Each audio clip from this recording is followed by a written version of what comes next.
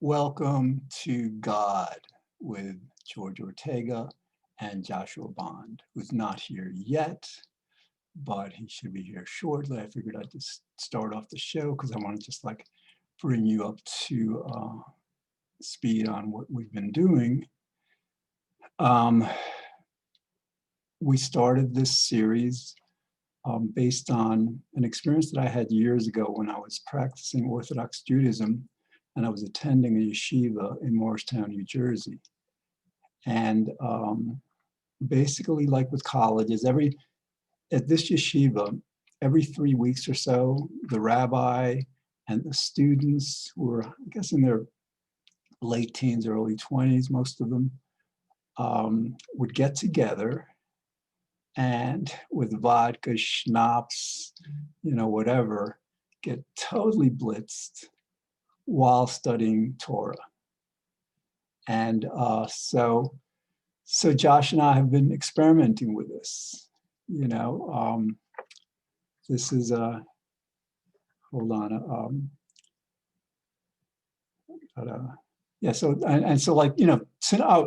This is episode number 30. Let me check. Sorry, 47, and we're recording at 6:15 p.m. Eastern time on Thursday, December 24th, Christmas Eve. So what I'd like to do is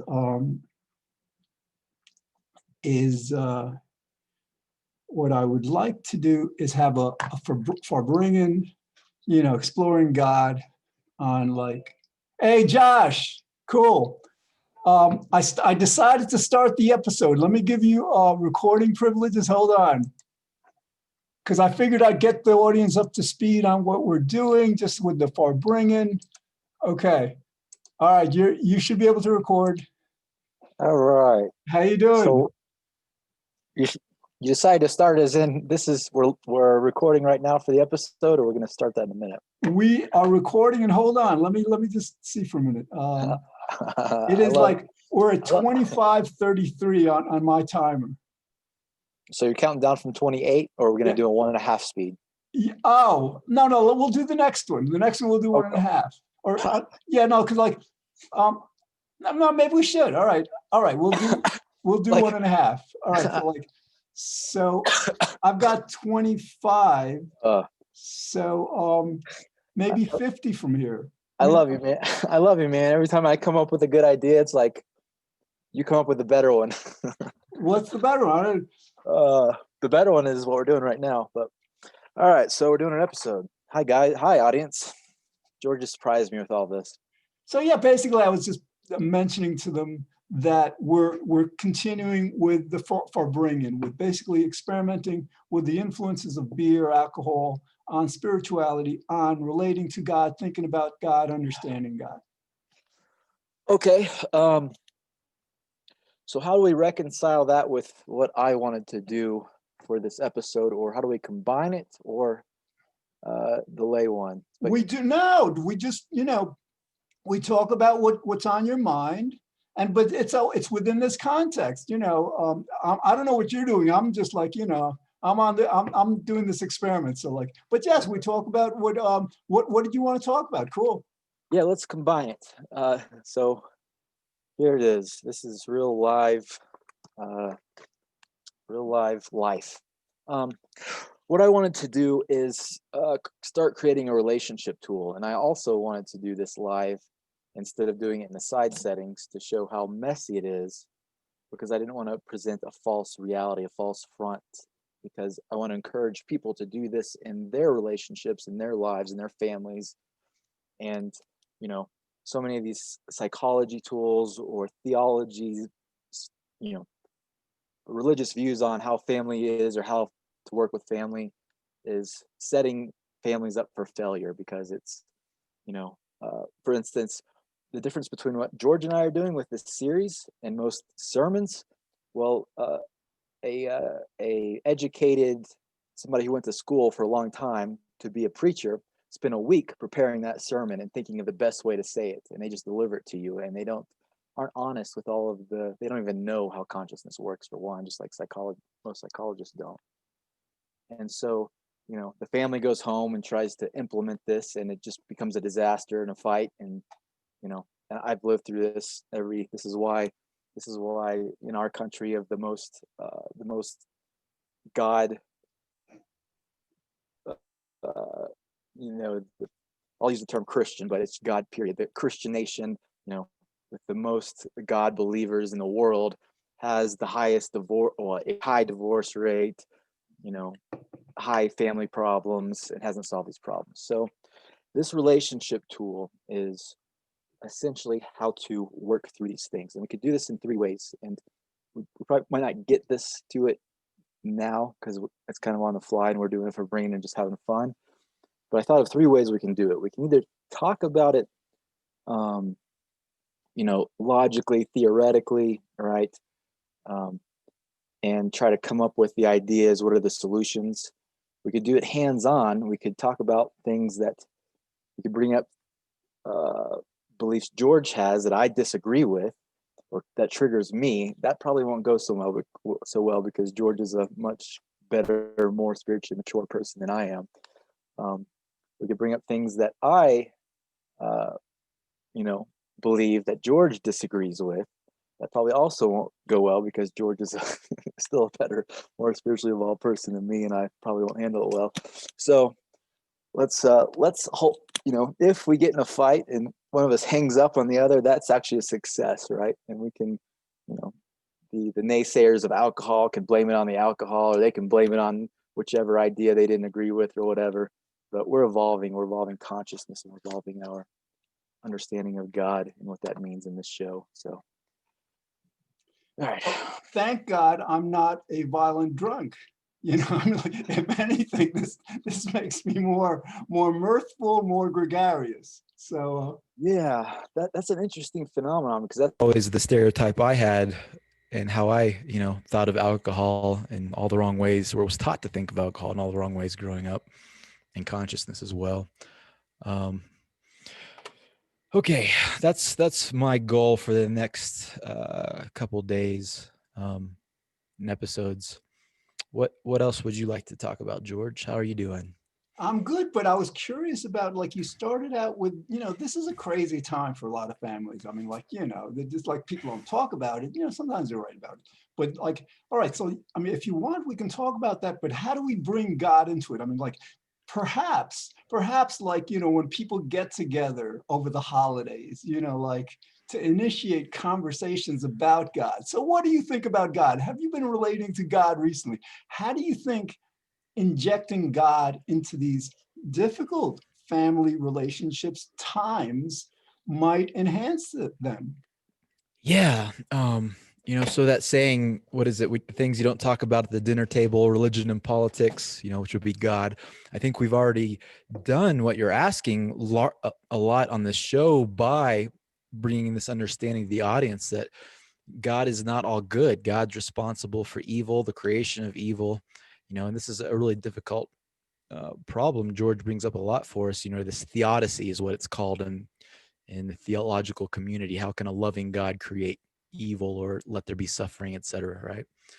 So really, at if you bring up some subject and there's a negative response, what you've been taught to perceive as a negative response from the family member, they're getting angry, or they say something that triggers you because what you said triggered them or whatever, realize that that's God, right? And so for a second there, you could revert back to that nonsensical God belief that you were taught, that's ingrained in all of us, that God's only good and you should worship, this holy, pure God, right? You wouldn't, and realize that other person is God. You wouldn't slap that person. You wouldn't get mad at that person if you really thought that they were God, if you really believed they were God, right? So, that's one tool. And of course, that's so difficult because we've been practicing these habits that our culture is ingrained, programmed our psyche with for our whole life, so it takes time. An idea just came to me. For example, let's say we're with a sibling, a family member, and they're blaming us for something, whatever it is. You know, you're not this, you're this, whatever. And like we say, listen, I understand what you're saying, you know, and I really empathize with you. You know, I tend to be this way, you know, or I did this or I did that. But you have to understand that it wasn't me. You know, I mean, like you tell your siblings, you know, I love you. You know, I feel very good about you. The last thing I want to do is hurt you and you me and all. So like, so let's talk. I mean, like, why do you think God is having me behave in this way that kind of like is pissing you off and is just like interfering with our like just, you know, having a great time? Yeah. Huh. You know, another strategy I use, a couple strategies I use, try to use is one to, I think, kind of set the stage, the set and setting for the interaction, right? And this is largely what rituals and ceremonies, that's the purpose of them, right? To kind of steer consciousness into this socially conducive space, right? And this is why people use alcohol. It helps them to fill their bodies and their amygdala, you know, their flight or fight response to relax, get more comfortable with another human being, you know.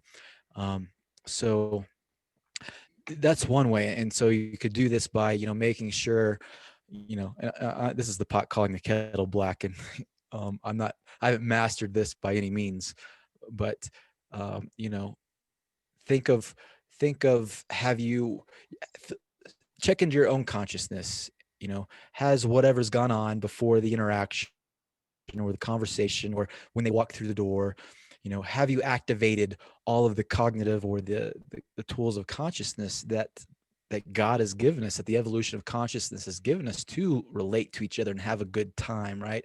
Has there been laughter? Has there been lightheartedness? You know, where are you at in turning on those parts of consciousness, right? And then another tool that I find easier to use is just curiosity, right? So just get, as soon as, like, reprogram the mind. This was a lot easier for me to do. Reprogram the mind. As soon as you feel that trigger happening in you, learn to switch that to curiosity. Oh, I'm curious. What made them take it the wrong way? What made them react to me or whatever? Even more than that, what made God make me do whatever I did that they reacted to however they did? Josh, this is brilliant. I Yeah. mean, absolutely. I'll tell you a quick story. I went to a doctor once. I went to a doctor's appointment, and it was right next to a tanning salon, right, in a strip center. And I was driving. This was back from my redneck days. I was driving basically a monster truck. Imagine a monster truck. That's what I was driving. That was my only car I had, right? And so I parked next to a pretty nice car and went to my doctor's appointment, right? And when I came out, there was a very pretty woman that just came out of the tanning salon, and she was waiting for me to come back, right?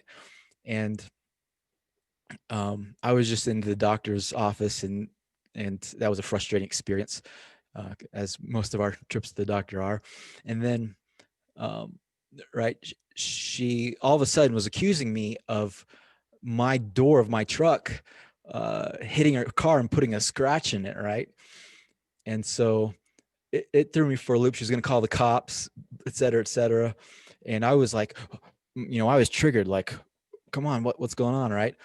And then I did that. I used this strategy because, first of all, I knew I'm very careful with my truck, and I knew I didn't do it, right? And when I did that, I realized I put myself in her shoes. Why does she think that? Blah, blah, blah, blah, blah. Well, she's just went to the tanning salon to look better. She's being very self-conscious. She's driving a very nice car. She's working a job, you know, 60 hours a week just to pay for her nice looking car and to look good, right? And when I did that, it was like such a radical shift, and I was able to think clearly. And I was like, let me show you. So I opened the door to my truck, which was very high off the ground, and it was nowhere near putting the scratch, right? Whereas otherwise I just couldn't think straight, right? And so I got curious. I was like, why is she so angry? Why is she like this? Is she always like this? Why are people like this? Did she really, is she the author of her consciousness? Is she really in control of herself? Does she have a free will, and has she really been able to choose the life she wants to live, right? Or has she been programmed by society to be, neurotic, lash out, be angry, right? More so than that, I mean, God set this all up. Why did God set it up that she, mistakenly believes what she believes, and then you basically teach her the reality? And I think the reason God did that was for your sake, to teach you. And I mean, God's doing this all through you, of course. That's the deeper level of this. But basically, for within our human context, our colloquial context, to teach you, maybe not even to teach you, but to make you aware that that you're able to navigate circumstances like this in a very positive way that made you probably feel really good about the encounter. And then God wanted to instruct her to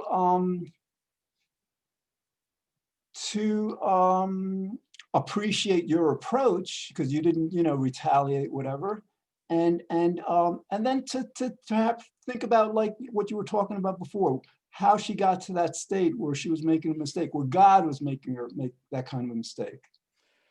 Yeah. And so I guess the takeaway, I went on thinking about it, and then realizing, like, she walked out of the door of the tanning salon and her beautiful baby car is right there. Her, that that's cost her so much of her life to be able to even afford it, just to look good or whatever, or feel good about herself. Right. And then, that made me ask, well, why do I drive a big stupid truck? What talked me into that this was the cool thing that men should drive? And, this makes me cool, makes me feel good about myself, even if it's like I can go off-roading in it, or, whatever reason I have it, even largely to, even if it's a practical utility sense of, to be able to get to my house in the mountains when there's 3 feet of snow, right? Why did I choose to move to the mountains to have a mountain experience, and live this way, right? So it helped me to relate and understand how all of our consciousness, and even mine, when I could see so clearly how that person was controlled and their mind was being manipulated, then apply it to, okay, what does that say about consciousness and how God's created consciousness, and how I'm a human being just like she is, right? And I think that's what we're doing with this show, bringing these new understandings of God, because, the majority of religions, almost every religion actually, falls victim to this my one true God paradigm, where my consciousness is above reproach. My God is above reproach. All the other gods, they're just false gods, and the way that other people worship God or experience God or express God is illegitimate. Josh, you just like, all right. Yeah, I just want to, like, for the audience, Josh lives on this mountain, Colorado, big house. And I'm thinking, we talked, you texted me saying that there's a woman you want to bring on as a guest. So let's talk about this. We've got 9.5 minutes in this half of the episode. And we'll actually, dude, if we're doing 1.5, I haven't done the math. Well, when your timer runs out, we'll just add 14 minutes. But your cognitive tempo is pretty fast. 14 Mine is, minutes. so Yeah, maybe you're the we don't engineer. need. I'm the artist. I don't do math. Maybe we don't need to speed it up. I don't know, but anyway. So yeah, so the idea is, like, yes, let's bring this woman on, get her views, talk about God from whatever her perspective is, and again, like, we want to bring a group together, have conferences and retreats at your place. That would be so cool. Yeah, we could talk about that. Which direction we go with this conversation? Where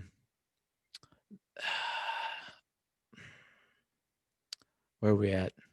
Let's start over and try to work back through this. So we're talking about for bringing in the alcohol. And we talked the last episode, in case anybody didn't watch it, just to refresh turn on that part of consciousness. We talked about how we've been taught to think about consciousness all wrong. And this largely comes from this uh, bad idea of God. Here I am again, my one true God. But we want to look at consciousness in this show because we talked about how we respect the Buddhists because they don't put so much emphasis on a God or a gods.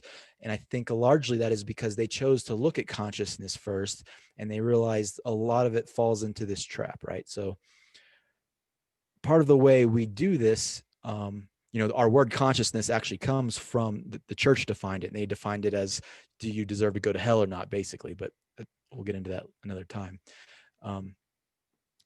This concept of being drunk or intoxicated or on drugs, we'll call them medicines to try to swing the pendulum the other way, to enhance or alter or shift consciousness, right?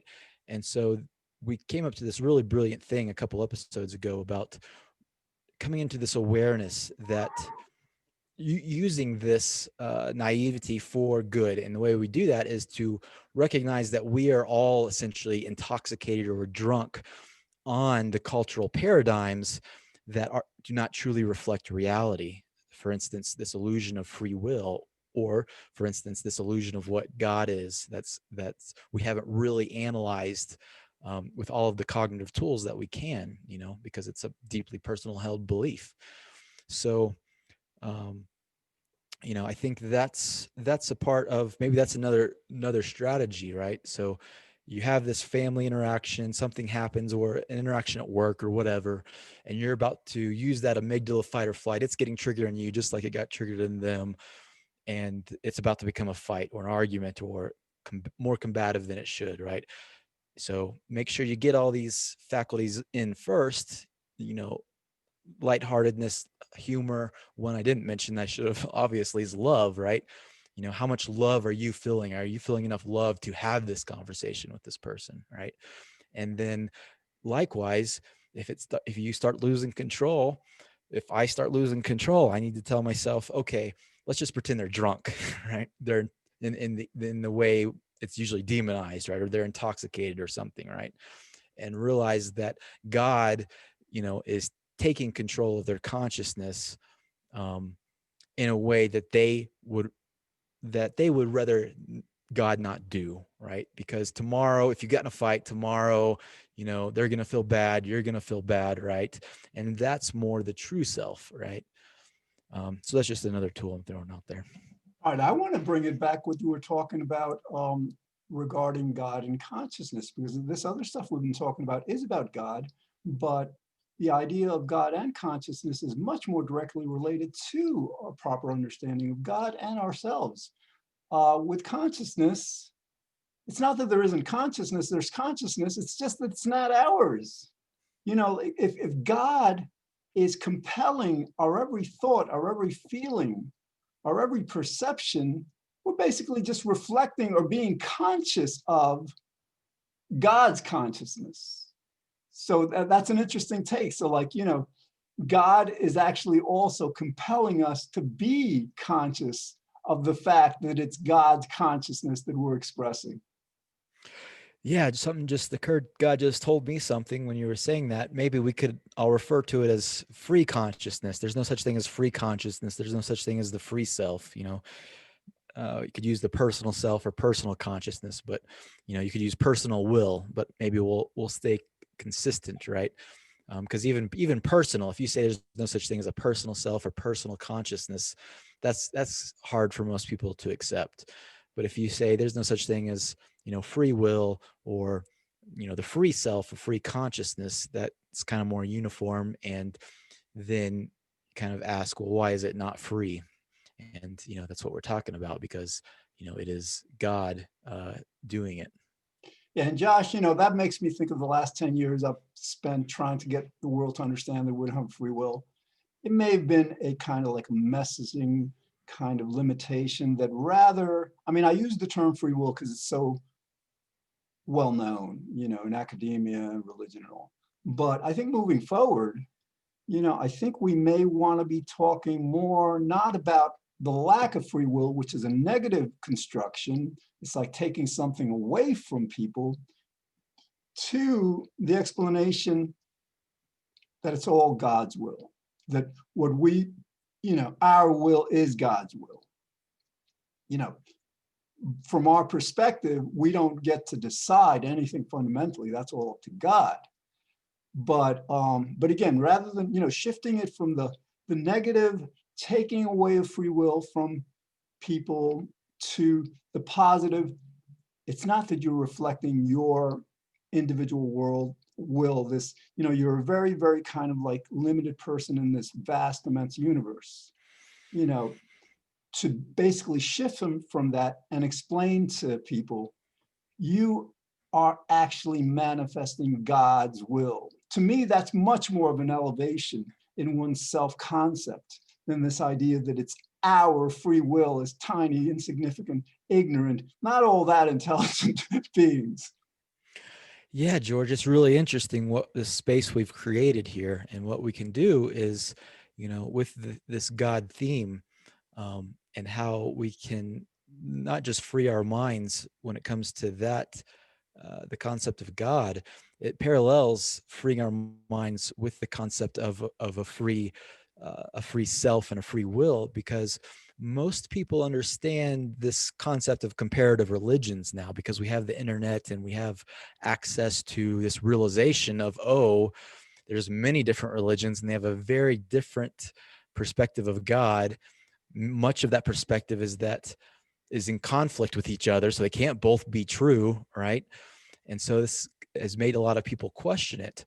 Well, the same thing is true in the world, or is applies to this concept of free will. We just haven't evolved to recognize it.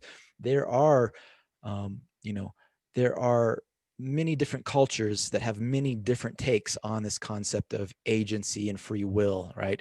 Some cultures don't even have a concept anything like free will, and they can't even understand what we're talking about. Some indigenous tribes, one of the reasons this isn't known is because there's major religions with millions of people, right? That you hardly can't talk about the country of India, millions of people, without talking about Hinduism, right? Or the Middle East without talking about Islam, right?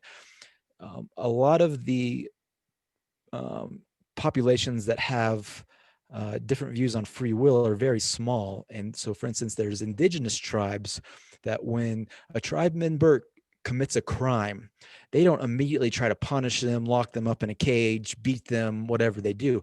What they do is they put that person in the middle of the group. They have a ceremony, and everybody surrounds them and just basically sings and verbalizes praises of affirmation and appreciation for that individual. And that's how they deal with bad behavior or crime. And it probably works a lot better than our way, right?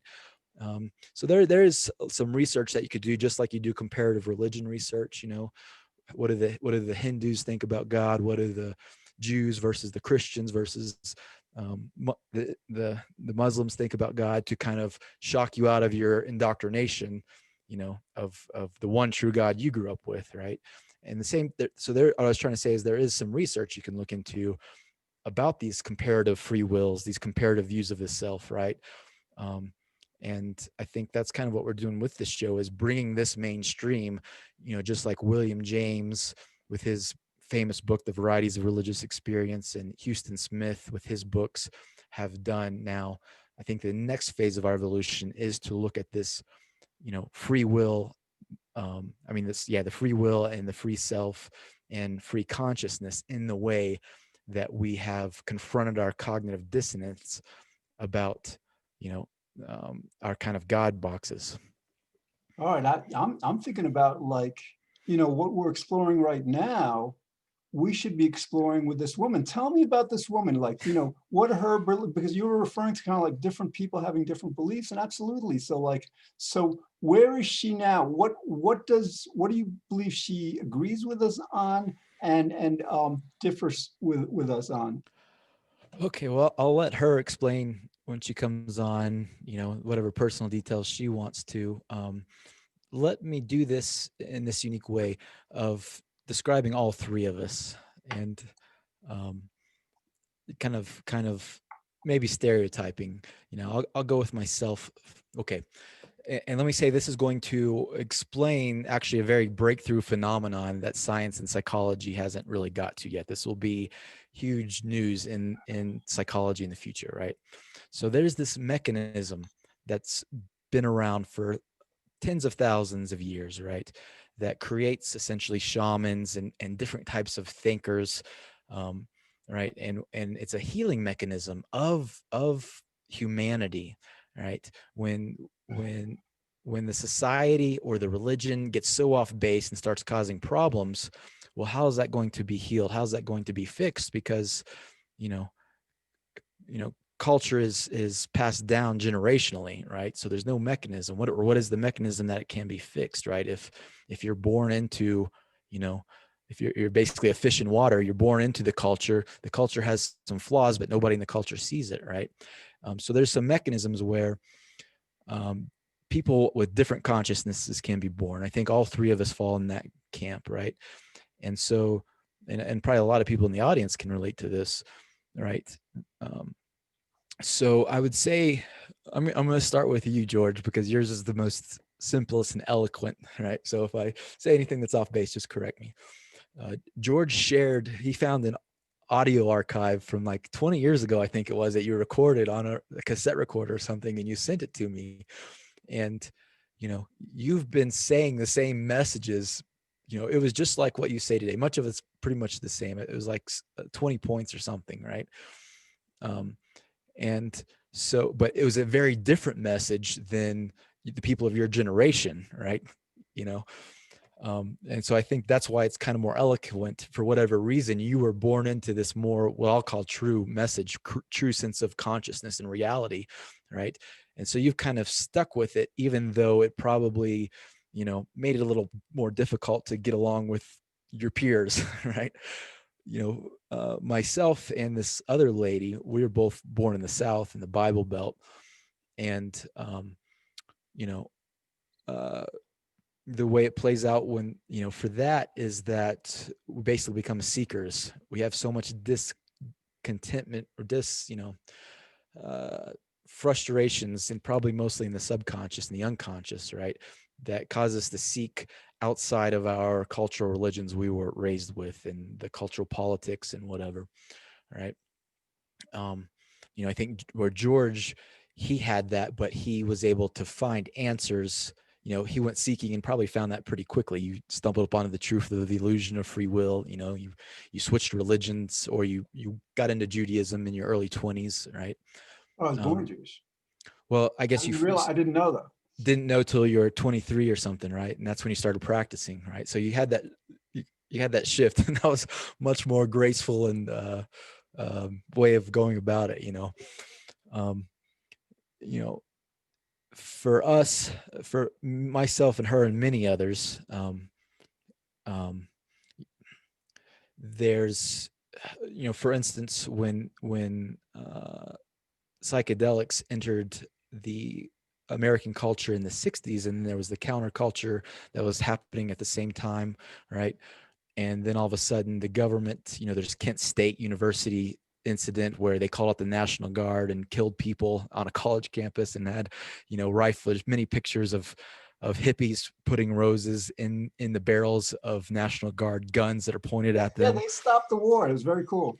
Vietnam. Yeah, but the government didn't like this, because this was the first time in history ever that the government said, "Hey, let's go to war," and the whole population wasn't like, "Yes, let's go to war," right? And the population actually stopped it, right? So, I mean, there was huge. This is all declassified. There's plenty of declassified government documents on the psychological campaigns that the government participated in to squash the counterculture.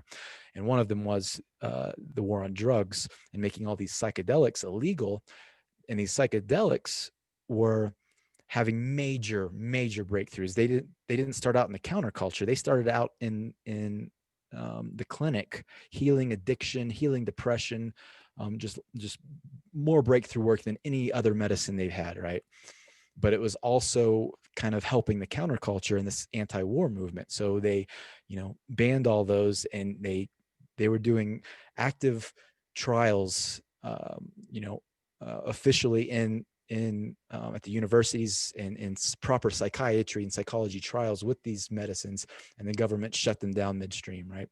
So the point I was trying to make, that was a similar time, and a lot of these Americans and Westerners went to India because they could no longer seek other answers, other truth, other versions of reality here, to learn about Hinduism and other forms, right? So there's this whole that's just the sense of seeking, right? So her and I both went on our seeking paths, and I didn't know her. Haven't known her that long.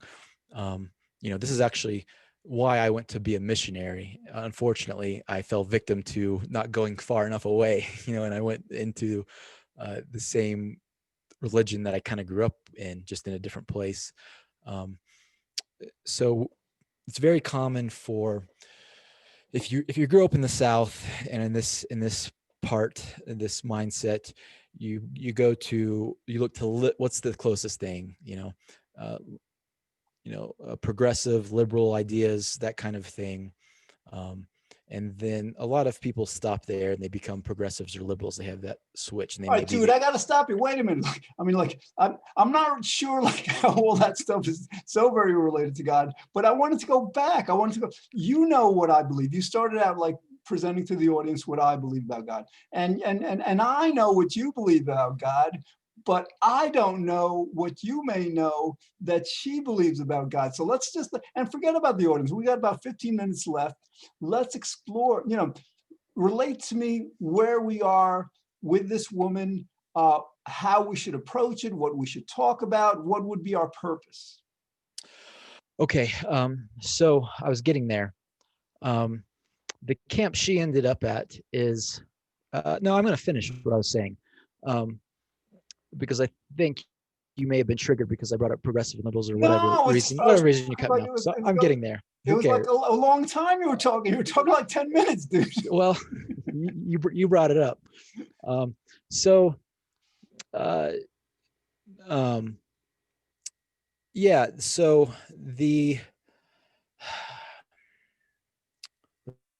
see. So, the camp she ended up in most is kind of what conservatives in the South, I don't know what they refer to it North, and the liberals refer to it, or the progressive religions, it gets referred to as New Age, right? And this is largely spiritual communities in Boulder is a hub for them, parts of California, obviously. I know there are some in the Northeast. Gaia TV is a huge corporation that started just to support this, this more recent sense of spirituality. And so it's less tied to the Bible or any scriptural text. They quote it and phrase it and appreciate. It's probably a little. It's much more closer to what are the multi-religion religions? Baha'i faith and is the Islam variant. Anyways, there's like the coexist bumper stickers, that kind of thing, more of that school of thought. So appreciating all religions more. And, I'll respectfully say this type of spirituality tends to attract females more than males, because we're probably a little more egotistical with our spirituality, generally speaking. And rational and logical, we have, I tend to, when I listen to, a lot of these gurus and new age speakers, I tend to project my own shadow of, pick apart the logic, the logical fallacies in their argument or whatever, instead of being able to appreciate the message of love like I should be able to do.